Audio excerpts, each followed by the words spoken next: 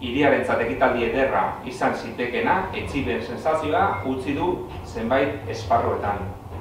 Gure ustez, abortuak eta errebenteriak azterketa serioetan oinarritutako egiazko aurreikuspenak egin izan balituzte eta ez egin duten moduan, egunkari baten azala eta zenbat titular lortzeko helburua bakarrarekin emandako oinarririk gabeko datuak zabalduz gertatutakoa ez zen jasoko.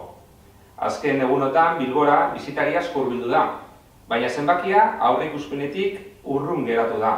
Sortutako itxaropen handiek espekulaziorako burbuila sortu dute hotelen kate handietan, irabazi handiak bilatzen.